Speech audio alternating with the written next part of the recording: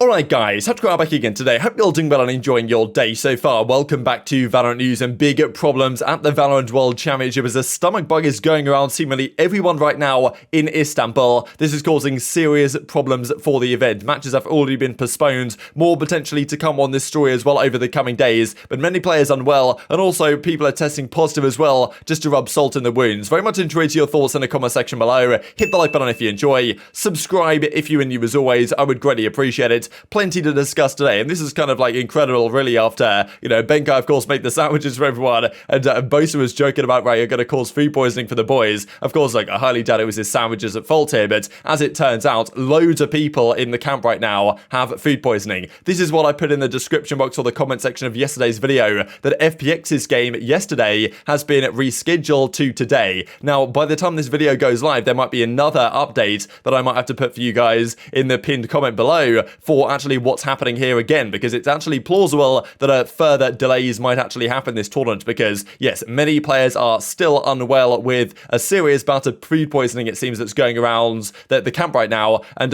loads of people are getting unwell. It's an absolute disaster, to be honest. I can't imagine like how every single time, even when the event seems to be running smoothly, there still are further issues that happen. It's not exactly Riot's fault here, you would imagine, unless it's something with the catering or whatever, because something is going around and it's obviously not a good look for the organization itself. Artis actually has to go to the hospital because he was so like unwell and feeling, well, so poorly effectively that he actually decided to go to the hospital to try and get checked out for this. Now, a lot of these guys are actually feeling really unwell. I think I saw some images of someone even in the hospital bed, like feeling really bad. So yeah, this is some serious stuff that's going around the venue right now, and not good for these guys at all. Now, how exactly this happens, or like how exactly it's spreading through the venue and between the different players, is really difficult to say, but it's obviously not good at all. So FPX's game yesterday up against xNed was delayed just because, well, delayed to today so the players can actually regain health. But the thing is, like, when you get ill for some of this stuff, it's not something that just fixes itself overnight, right? You don't just, well, maybe you can if you get lucky, but you don't just recover and the next day you're good to go again, right? Like, this is something that could really set these guys down for quite some time and raises some serious questions on how the rest of this event is actually going to get run. Even as Kojo says from the Fnatic side, the team director over there, he says, Mini, Boaster, Phil, and myself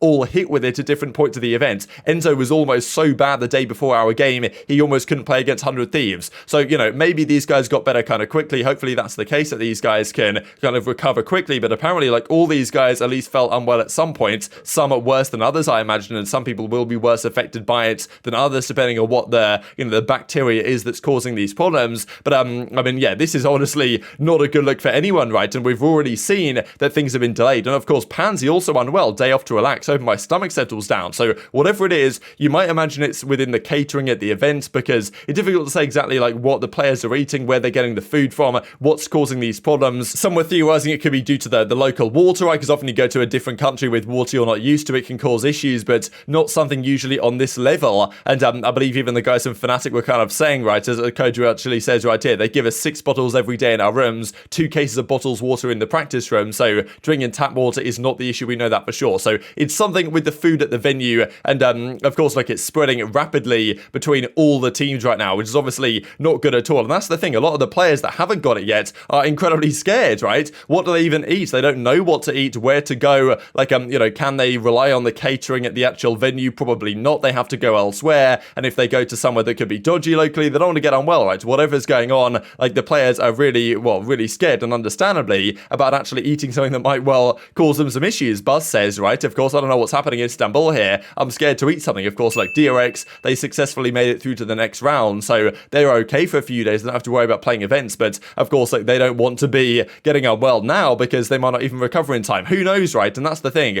What is it going to mean for teams like FPX if these guys are still unwell? Like, can they play today? We might have an update on it, as I say, by the time this video goes live. But, if they can't play today, then what does that mean for when their match gets rescheduled to? How far does these things get delayed? Like, can they find a fix for these issues? And that's the thing, as Zekin says from xNed, if I simply eat nothing, I can safely compete, right? That's the thing that these guys are thinking now. Like, wow, maybe I'll just have to eat nothing at all, which of course is going to be awful for your level of performance and your energy levels and stuff like this. But these guys are so scared to eat anything that they might just eventually try and starve to make sure that they actually can play their match, right? Which is obviously not a compromise that these guys will want to have to make, but it's one that at least they might have to consider right now. Zekin goes on to say, like, as Aloe says, kind of, I can message some spots that have been safe locally, and Zekken's like, yeah, please do, I'm actually scared to eat even the room service, right? That's the thing. Do you eat the room service? Is the hotel food good? Is that what's causing the issues, right? Is it other things that have gone around? Like, what have some teams that haven't got it done that other teams haven't done?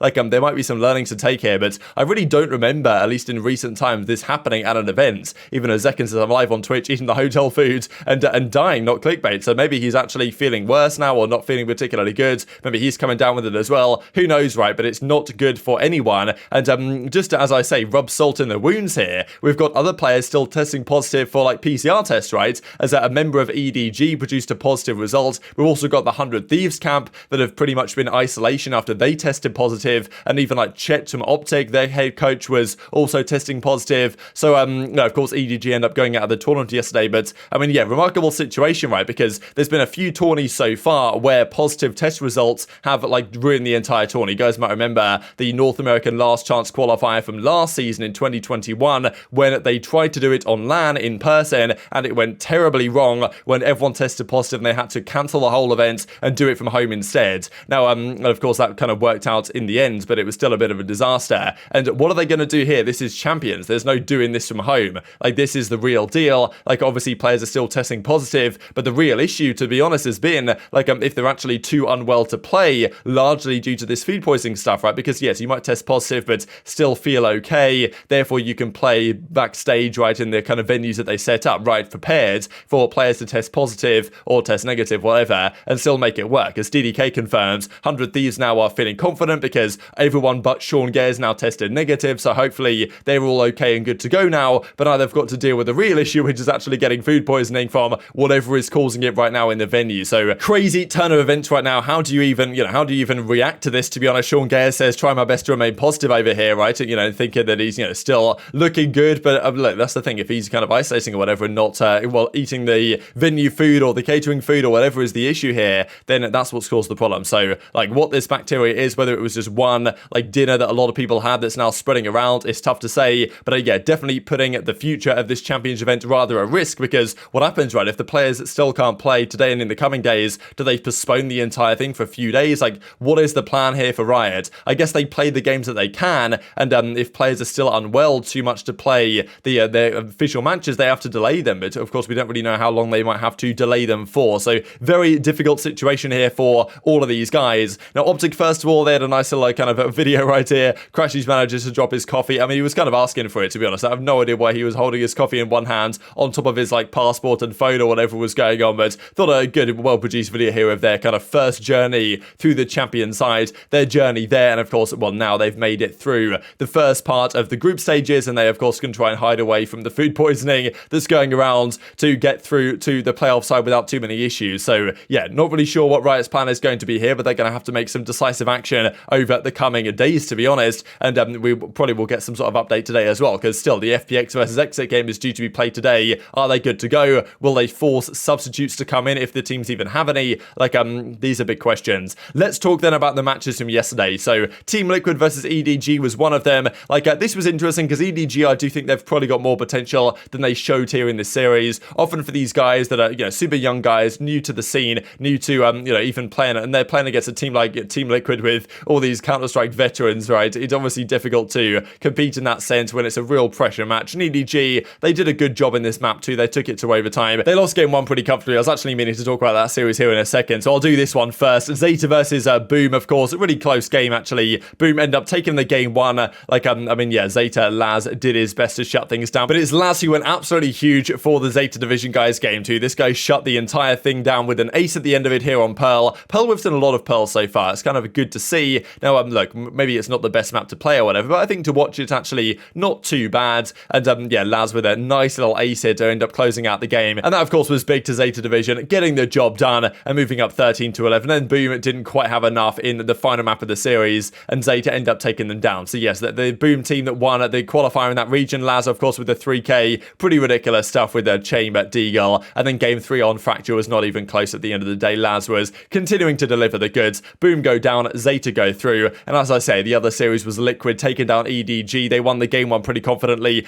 Look at this here from Dimasic as well. Like, this is just outrageous. Goes through with a knife and takes him down. Like, that is just full confidence right there. Scream gets the trade as well on no HP. Liquid win game one. 1, and this is now how the bracket sets up. So as I say, there might be a pinned comment below that implies maybe a further update here from Riot as to what is going on today, but the plan is, the FPX game of course got delayed until today. The other games that are going on are Fury of Fnatic. That's going to be a big one to determine who plays 100T. You would expect Fnatic would win, but Fury were looking pretty good in their first match before they got 12-4 comeback on, and then the other game, Crew versus Xerxia. So I believe that these guys should be okay to play unless there's still something going around the Fnatic camp, which there may still be, and then FPX exit is still the big question mark, right? And other teams of course are also potentially suffering. So obviously a bit of a shambolic situation. Definitely tweet your thoughts in the comments section below on what they should do, what the future will be here, whether things are going to be all okay and get back to normal in time. But yeah, definitely champions in danger to a certain extent of at least being significantly delayed. Very much enjoy your thoughts in the comment section below. Hope you guys enjoyed the video. If you did enjoy it, hit the like button. Tell us YouTube gods, this is a good video, and I was like you should see it as well, and upgrade the competitive Valorant community. Thank you guys as always, take care of yourselves, and I'll see you next time.